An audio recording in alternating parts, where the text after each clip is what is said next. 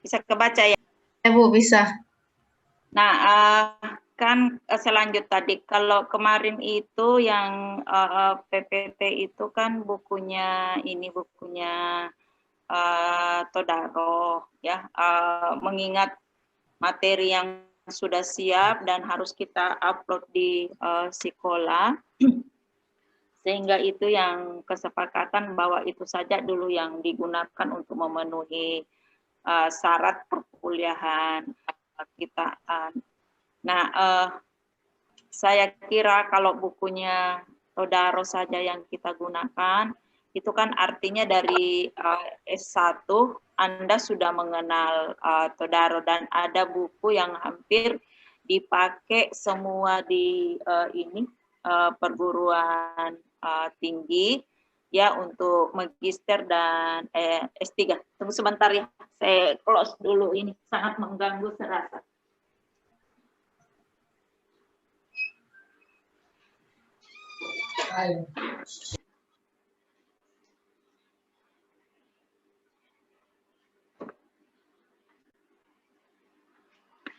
Nah, karena asumsi bahwa Todaro sudah kalian kenal bukunya, sudah familiar bukunya, kemudian di S3 ada buku yang sering digunakan ya. Jadi S2, S3 di hampir perguruan semua perguruan tinggi, maka kami sepakat bahwa ada topik-topik khusus yang kita ambil dari bukunya Perkin ini. Ya. Jadi judul buku ini adalah Economics of Development, edisi ke-7 kebetulan yang saya punya, setidak tahu edisi terakhirnya. Kalau misalnya Anda punya edisi terakhir, silahkan. Ini edisi terakhir 2013 ya, yang tadi edisi ke-7 itu. Jadi ada beberapa topik.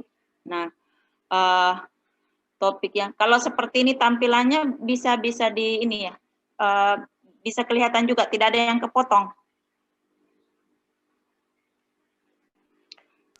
Iya Bu. Oke, ini ada beberapa bab, tapi kan bab 1 sampai bab 4 ini, saya harap ini yang Anda baca ya, dibaca, kemudian jadi ada kalian kan berempat ya, cuma 4 orang, 5 orang? 5 Bu. Berlima ya, Taufik, Ahmad, Anto, Sulfi, dengan Naila. Oke, jadi ada di bagian 2 ini ya, dengan di bagian 3 ini yang kita ambil, saya harap Anda telaah. Nah, jadi Anda telaah, saya sih harapannya seperti ini. Ada data ya, ada data yang Anda munculkan, bisa Anda ambil data nasional, bisa Anda ambil data Sulawesi Selatan, karena kebetulan semuanya orang Sulawesi Selatan ya. Semua ada di Makassar, kecuali yang orang Sulbar itu, entah kita mau masukkan dia menjadi orang Sulbar atau dia orang Sulawesi Selatan, silahkan Anda bebas memilih. Jadi bisa juga sebenarnya, terserah. Jadi buka saja begini, ada datanya.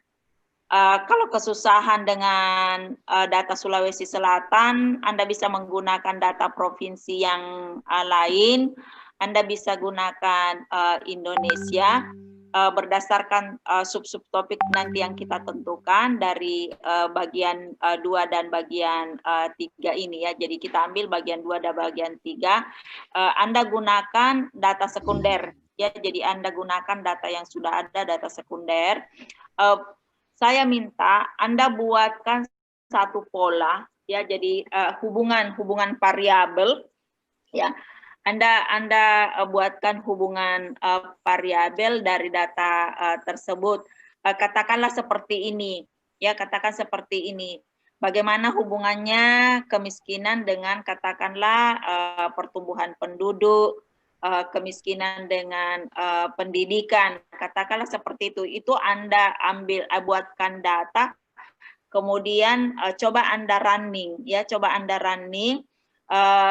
Kalian waktu S1 program apa yang Anda gunakan? SPSS, EPIUS. Oke. SPSS, Jadi Bu. asumsi. Oke, jadi Anda punya hubungkan itu, jadi buat ini hubungan variabel. Tidak usah terlalu lengkap teorinya, tapi dari hubungan itu coba Anda running. Tapi saya harapkan ada apa teorinya ini dari bab ini. Bab 1 ini seperti apa, misalnya katakanlah pertumbuhan ekonomi terhadap kemiskinan atau pertumbuhan ekonomi terhadap penduduk, teori ekonomi terhadap kesehatan, edukasi, investasi, fiskal policy, dan ya, nanti karena Anda sedikit, Anda cuma berlima, bagaimana? Apakah kita lepas saja di sini, jangan saya yang tentukan, ya, tidak usah saya tentukan di topik ini, ya. Anda yang memilih, tapi dengan catatan, ya, kalau Anda memilih kebetulan sama variabelnya, katakanlah ada yang melihat kemiskinan dengan kesehatan, dengan pendidikan, berarti sama-sama tentang itu, tapi kan datanya berbeda. Ya, masing-masing mengambil data. Jadi saya harap datanya adalah data nasional, ya, Indonesia atau provinsi. Jangan ambil kabupaten. Kecuali kalau Anda mau misalnya provinsi itu ya jadi makin besar malah ya, kalau seandainya jadi jangan kabupaten, bisa jangan kabupaten, bisa provinsi dan bisa Indonesia. Bisa juga itu kawasan. Kawasan itu katakanlah misalnya seperti ini. Kalau kita di Sulawesi Selatan ada kawasan Maminasata. Kawasan Maminasata berarti Makassar, Goa, masuk Maros juga ya. Maros. Ke atas. Nah, itu bisa juga misalnya seperti ini. Regional se-Sulawesi. Ya, jadi Anda ambil Sulawesi Selatan, Sulawesi Barat, Sulawesi Tenggara, jadi ambil se-Sulawesi. Jadi buat karakter apa-apa yang menjadi kunci, ya. Jadi apa yang menjadi kunci terhadap pilihan tersebut. Ambil, jadi buatkan variabel hubungan teoritisnya, buatkan kerangkanya. Ya, buatkan kerangkanya, kemudian running datanya, ya. Kalau teorinya ya tidak usah terlalu lengkap seperti Anda membuat membuat tesis, tapi apa dasarnya hubungan teori tersebut. Jadi sedikit-sedikit mungkin, tapi ada hubungan dari teori tersebut. Nah, outputnya ini harapan saya bahwa itu bisa menjadi jurnal nantinya. Ya, jadi bisa menjadi jurnal. Nah, salah satu dukungan teori, dukungan ini, jadi lihat jurnal. Kalau bisa, jurnal yang Anda gunakan juga, jangan jurnal yang lama, paling tidak ya 5 tahun terakhir kalau Anda dapat. Kalau tidak lagi Anda dapat 5 tahun terakhir, okelah 10 tahun terakhir, itu yang kita ini ya. Nah, jadi katakanlah seandainya Anda melihat ngeplek dari suatu jurnal, Anda kemudian mengambil hubungan variabelnya, paling tidak apa yang berbeda di situ adalah data. Data yang Anda gunakan berbeda dengan data yang jurnal yang Anda lihat. Nah, rujukan untuk jurnal, ya.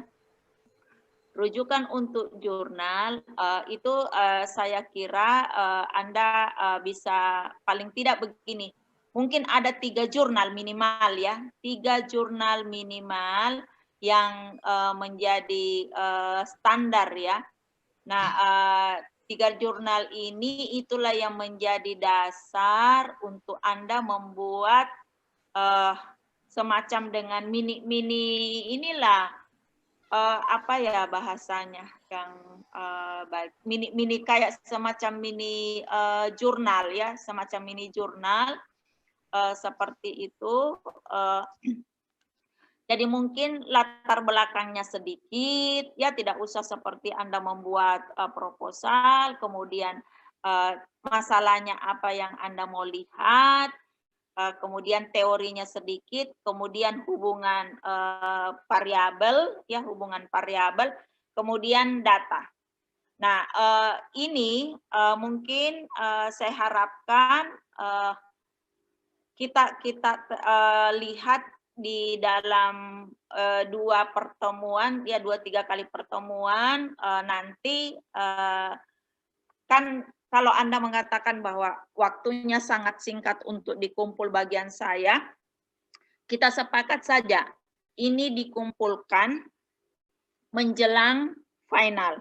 Seperti yang awal saya sampaikan ya, ketika kita pertama kali ketemu, ini dikumpulkan menjelang final, tetapi di situ sebelum final kira-kira kita sepakat di minggu keberapa, nanti kita lihat bahwa revisinya apakah ada revisi terakhir kapan dikumpulkan untuk misalnya masih ada mau diperbaiki sedikit ya.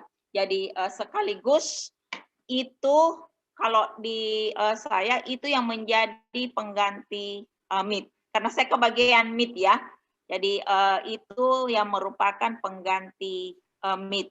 Pengganti Meet tapi waktunya dikumpulkan sebelum final test. Ini harapan saya topik-topik 2 di bagian 2 ya. Jadi di bagian 2 dan bagian 3 Anda tinggal memilih topik yang mana Anda mau kaji ya. Jadi 2 dan 3 saja. Kita tidak ke bagian ini ya. Tidak usah di bagian 4 ini saja bagian 2 dan 3 karena Anda cuma berlima dengan catatan pasti data berbeda, kerangka berbeda ya, dalam hal ini hubungan variabelnya berbeda, topiknya pasti juga akan masing-masing berbeda cara mengambilnya nanti di sini.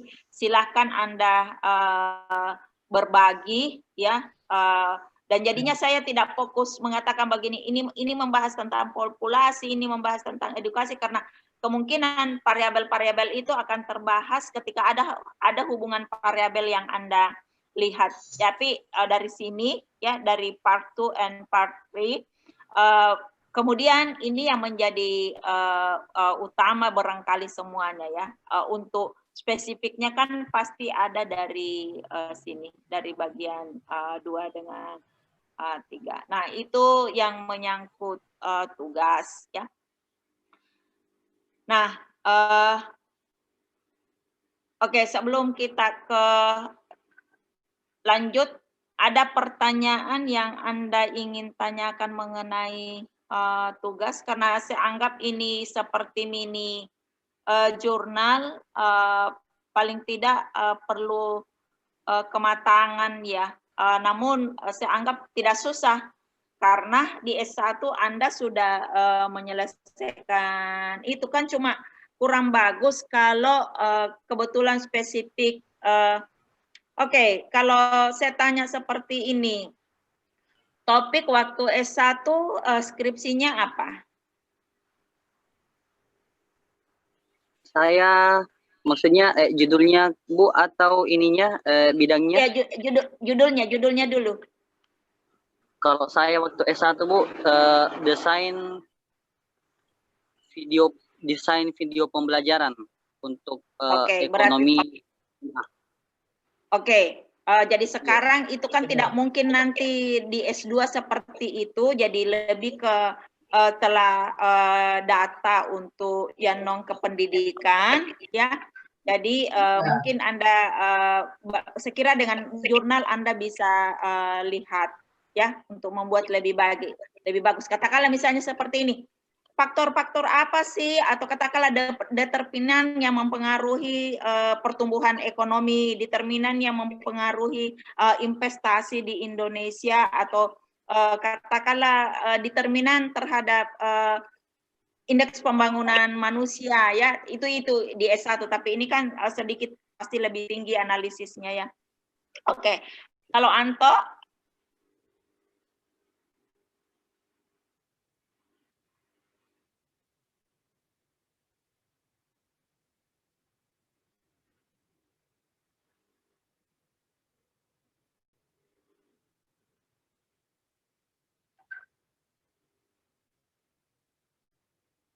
Fungsi lahan.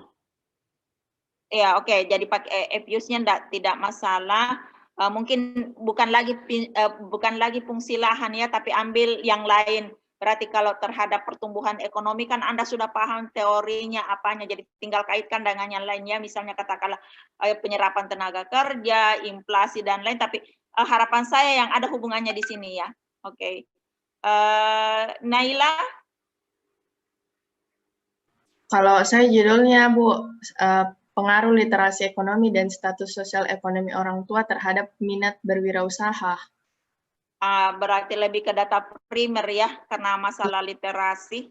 Iya ya, Iya, jadi Bu. oke, kita pakai data sekunder, ambil. Jadi saya kira hubungan variabel Anda tidak sulit, Anda tidak bingung lagi seperti apa. Oke, Sulfi? Saya, Bu, faktor-faktor yang mempengaruhi pendapatan pedagang, Bu. Saya pakai data primer juga, Bu. Oke, primer juga, jadi ambil ke sekunder ya. Terus Bu. Ahmad? Saya konvergensi pertumbuhan ekonomi, Bu. Konvergensi pertumbuhan ekonomi data itu skopnya Indonesia, Sulawesi Selatan, Bu. Sulawesi Selatan. Ya kalau bisa itu sudah bisa kayak seperti itu sudah bisa dikembangkan. Tinggal ditambah variabelnya, dikurangi, skopnya diperbesar atau tambah tahunnya ya. Jadi tapi kalau misalnya itu mentah-mentah berarti kan tidak ada perubahan yang ini, tinggal Anda tambah data. Kalau bisa tambah hubungan variabel ya, kemudian lihat dari ini yang berkaitan dengan itu ya. Nah, jadi saya kira itu untuk tugas ya. Jurnalnya paling tidak ada 3 jurnal yang Anda masukkan, ambil data jurnal 5 tahun terakhir, kecuali kalau tidak akhirnya mundur-mundur ya, paling tidak ya katakanlah kalau ada 1 5 tahun terakhir, 2 5 tahun terakhir, tambah dengan yang lainnya di atasnya dari itu, paling tidak minimal 3 tahun, 3 jurnal 5 tahun terakhir. Nah, saya kira tidak ada masalah untuk itu, masih panjang waktunya Anda mengerjakan, jadi kumpulkan datanya sekarang.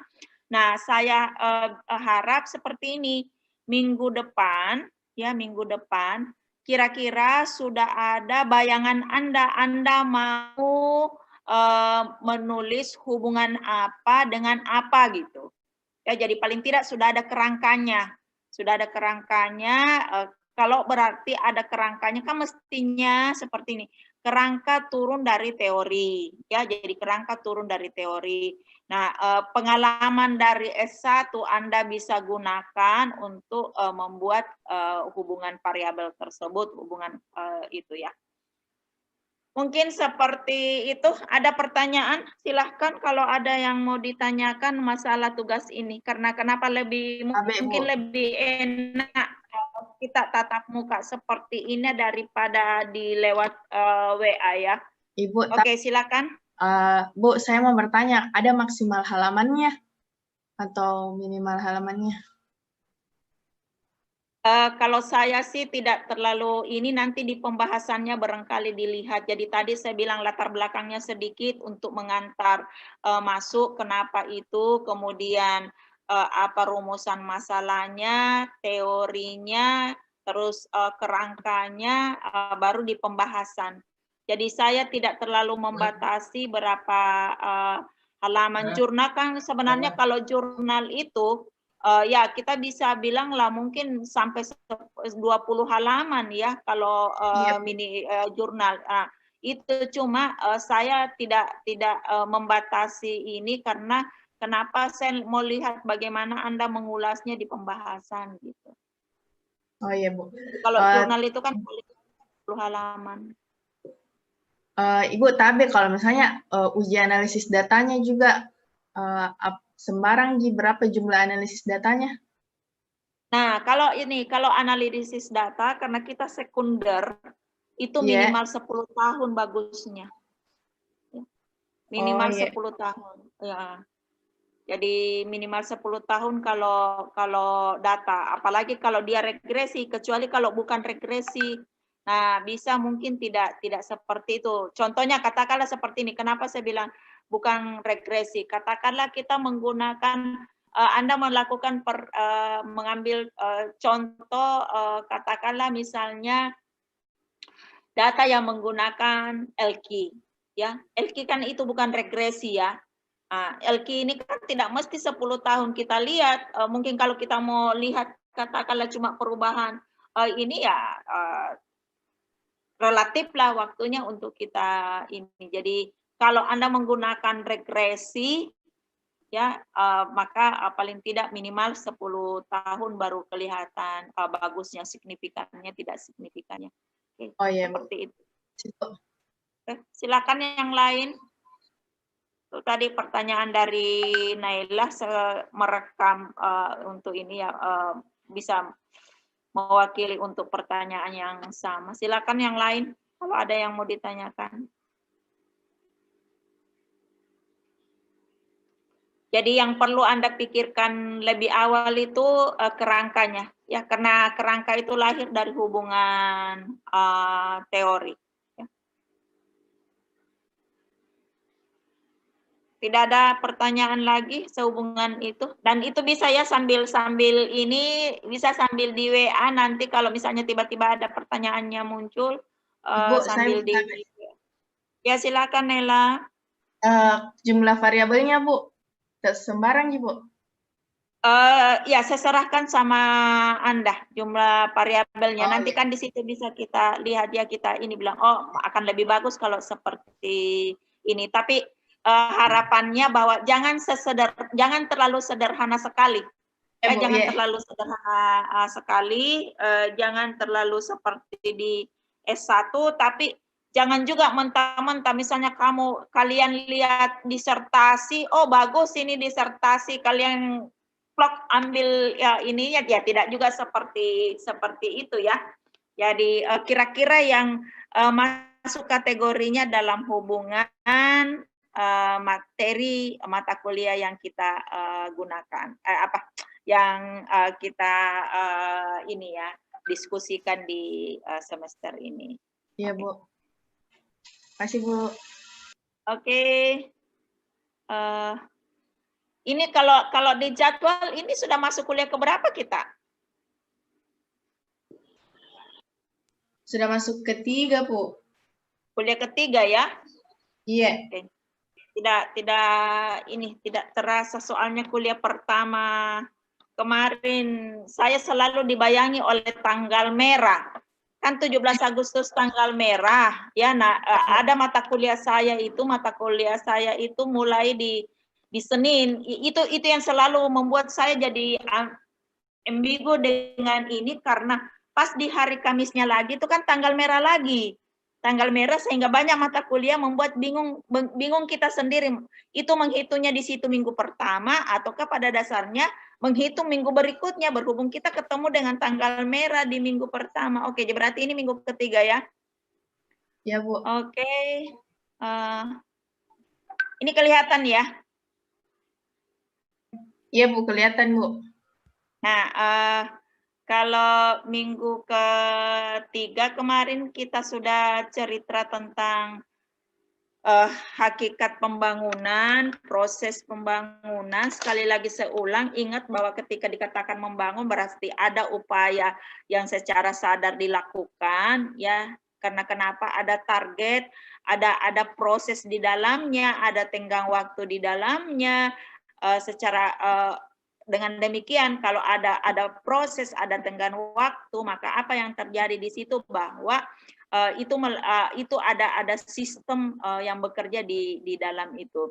Nah, sehubungan dengan hal tersebut, sebagai calon master ya, ahli perencanaan, Anda harus mengingat seperti ini. Karena Anda nanti keluar, Anda tidak bisa pungkiri itu, Anda adalah master perencanaan. Kalau kita melakukan pembangunan, ada dua hal yang muncul, ya. Ada kita melakukan perbaikan, tetapi jangan lupa setiap yang namanya pembangunan itu ada dampaknya.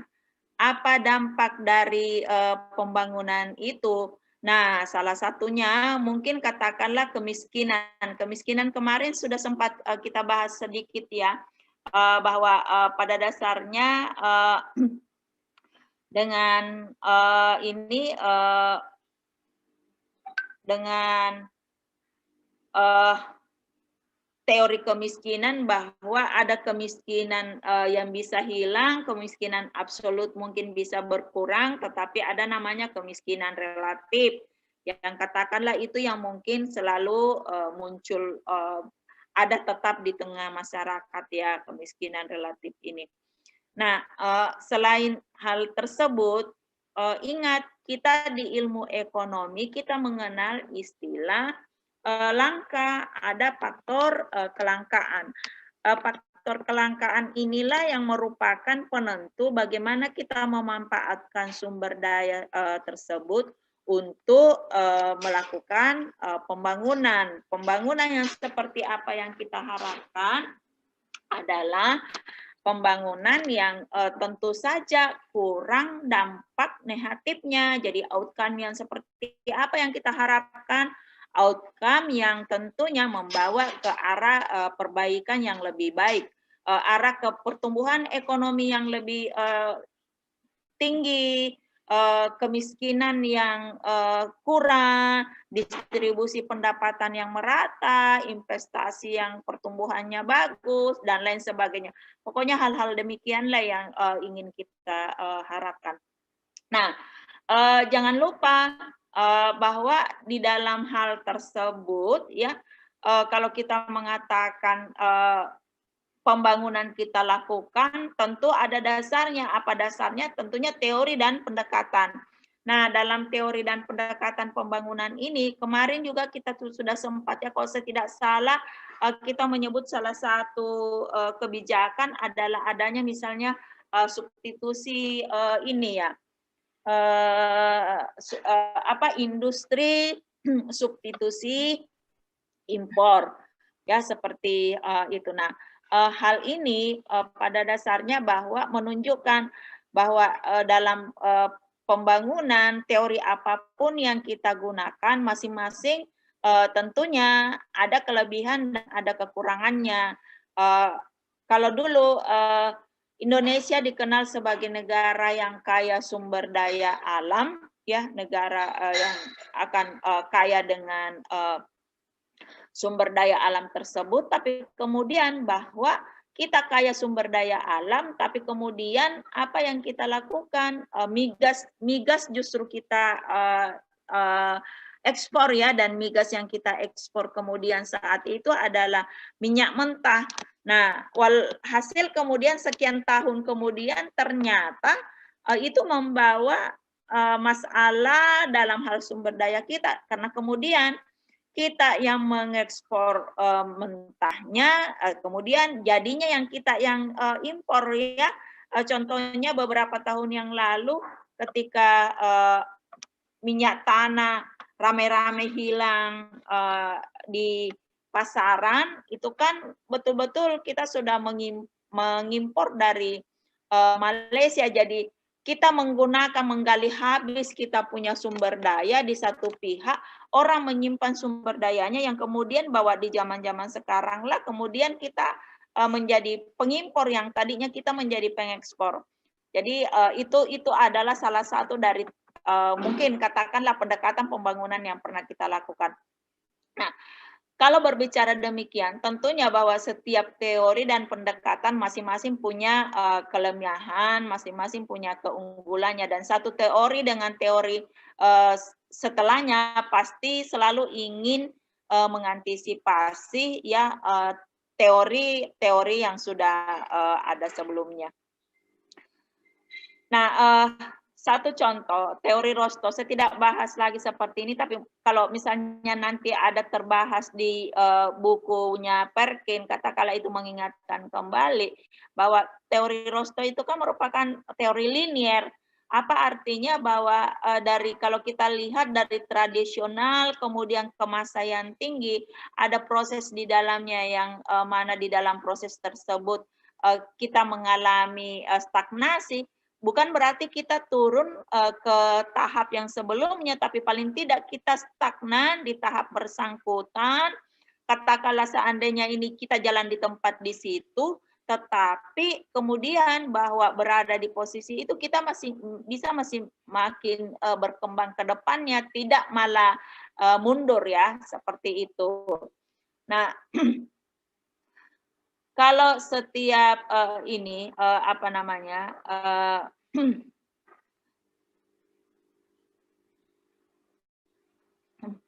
ya setiap katakanlah teori punya kelebihan dan punya kekurangan, tentunya selalu kita ingin menggunakan yang ini yang baik ya. Nah, ini mungkin yang perlu Anda ketahui. Di mana pengelompokan teori tersebut. Satu contohnya ya, di sini bahwa ada namanya teori pertumbuhan linear. Siapa yang masuk dalam kategori ini? Salah satunya teorinya Rostow ini ya. Nah, kemudian yang perlu kita lihat lagi bahwa ada teori tentang dualisme. Nah, apa yang ada di dalamnya ini yang melihat perubahan ya, perubahan tentang struktural di dua sektor apa tradisional dan modern. Nah, ini mungkin yang perlu lagi diklarifikasi nantinya ya, yang mana sebenarnya yang masuk dalam kategori tradisional dengan modern. Apakah misalnya di sektor pertanian yang berhubungan dengan industri, kemudian kita mengatakan bahwa itu sudah masuk dalam kategori sektor industri. Kemudian pertanian yang dia tradisional, pertanian yang hanya betul adalah on farm saja ya, misalnya betul-betul perkebunan dari bahan raw material, bahan mentahnya, kemudian itu yang langsung dikonsumsi, maka itulah yang masuk pertanian tradisional. Nah, seiring dengan teori di sini Anda bisa kaji nantinya ya. Jadi paling tidak Anda paham terhadap hal tersebut. Nah, kalau cerita tentang industri, ya cerita tentang industri, karena tidak bisa kita lepas dari industri. Industri menunjukkan perkembangan ya, kemajuan. Salah satu indikator maju tidaknya suatu negara kan kita lihat dari sektor industrinya ya. Nah, ini toko ini ya. Ini yang selalu menjadi bisa dibilang di mana-mana dikatakan bahwa ini pelopornya tentang pembangunan industri. Apa yang dilihat di sini kan bagaimana perubahan struktural terhadap industri tadi sudah dikatakan terlihat bagaimana sektor pertanian tradisional ya, sektor pertanian tradisional menjadi hal yang kemudian bisa dilihat berbeda dengan sektor modern ya. Oke, jadi toko-toko ini yang identik dengan perubahan struktural. Nah, yang lalu kita lihat bahwa apa sih masalah kalau misalnya suatu negara lebih cenderung pada orientasi pembangunan industri primer ya, kita lihat bahwa salah satunya itu akan berpengaruh pada orientasi pasar internasionalnya ya, perdagangan internasionalnya. Kemarin sudah kita diskusikan bahwa salah satu kekurangan kalau kita oriented terhadap sektor primer mungkin akan tidak sama bagusnya hasilnya ketika industri. Karena kenapa? Salah satu kelemahan sektor-sektor pertanian di internasional, perdagangan internasional, bahwa mungkin mudah busuk, sehingga perlu teknologi yang harus bagus ya, yang harus baik untuk membackup. Contohnya katakanlah begini, suatu daerah mau melakukan sektor unggulan, menentukan sektor unggulan, produk unggulan daerahnya. Ini perlu dipikir matang-matang, apakah perdagangan dilakukan itu hanya intra daerah, dalam negeri, dalam pulau, atau keluar negeri. Kalau misalnya katakanlah seperti ini durian kalau kita lihat dari Bangkok, dulu itu kan betul-betul bagaimana ya, meskipun mungkin cuma bibitnya ya kita impor dari Bangkok, kemudian katakanlah itu menjadi raja di ini apel, jadi di Indonesia. Nah, ambil contoh produk dalam negeri, apel Malang dikirim keluar, pasti akan terbatas ya, pasti akan terbatas kemampuan lamanya di perjalanan barang tersebut kalau itu tidak mungkin katakanlah alamiah saja dikirim seperti itu, sehingga dia butuh teknologi yang kemudian bisa membackup produk tersebut, apel Malang tersebut bisa segar diterima di pasar internasional. Nah, hal-hal seperti ini itu bisa memberikan manfaat yang besar terhadap pembangunan, tetapi kemudian juga perlu dipertimbangkan apa kelebihan dan kekurangannya ya, seperti itu. Nah, sehubungan dengan hal tersebut, saya harap Anda lanjutkan dengan mungkin nanti memilah yang mana masuk dalam teori klasik, mana neoklasik ya. Ini tinggal 1 menit lagi ya, tinggal 1 menit lagi. Saya harap Anda baca, Anda lanjutkan ya, dibaca paling tidak di dalam memahami dengan baik teori pembangunan ya, teori pembangunan Anda kelompokkan sendiri. Dengan demikian Anda bisa paham yang mana masuk dalam misalnya tadi teori linier, yang mana masuk teori struktural, mana yang masuk klasik, mana neoklasik, dan Anda tahu tokoh-tokohnya. Oke. Ada pertanyaan sebelum ini berakhir? Tidak ada, Bu.